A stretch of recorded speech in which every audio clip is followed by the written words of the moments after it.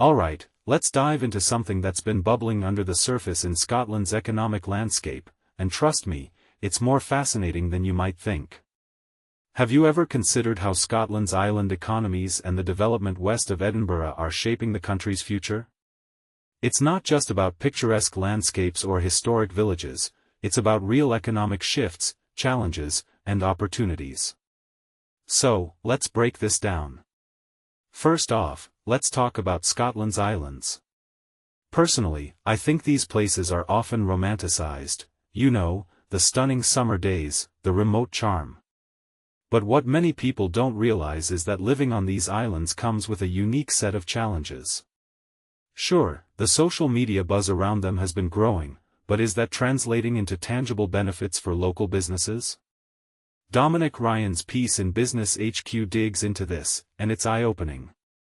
From my perspective, the island's economies are at a crossroads. They've got this incredible potential, but they're also grappling with issues like accessibility, infrastructure, and population decline. It's like they're caught between being a tourist's dream and a resident's reality. What this really suggests is that we need a more nuanced approach to development, one that balances economic growth with the needs of local communities. Now, let's shift gears to Winchburgh, a historic village just west of Edinburgh. John Hamilton, the CEO of Winchburgh Developments Ltd, is leading a massive project to expand the area with 3,800 new homes. What makes this really interesting is how they're trying to integrate new residents while preserving the village's character.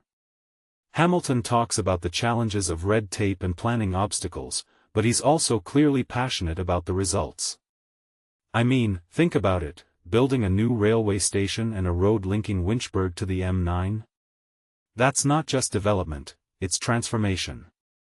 But here's the thing, large-scale projects like this always raise deeper questions.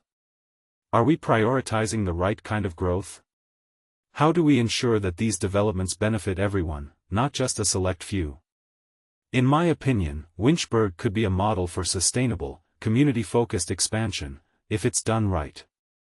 What ties these stories together is the broader theme of Scotland's economic evolution. From the islands to the mainland, there's this tension between preserving what makes Scotland unique and adapting to modern challenges. Take the soft fruit industry, for example. Karen Peaty's piece highlights how it's booming, even post-Brexit. But is this growth sustainable? And what does it mean for local farmers and workers? Personally, I think this is where Scotland's economic strategy needs to get creative. It's not enough to just chase growth, we need to think about resilience, equity, and long-term sustainability. If you take a step back and think about it, Scotland is at this fascinating inflection point. On one hand, you've got these remote island economies trying to stay afloat. On the other, you've got ambitious development projects like Winchburgh reshaping the landscape.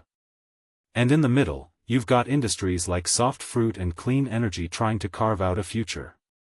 What this really suggests is that Scotland's economic story isn't just about numbers, it's about people, places, and priorities. One thing that immediately stands out is how interconnected these issues are. You can't talk about island economies without considering rural-urban divides. You can't discuss development without thinking about sustainability. And you can't ignore the human stories behind these trends. So, here's my closing thought. Scotland's economic future isn't just about what's happening in Edinburgh or Glasgow. It's about what's happening in the islands, in the villages, in the fields.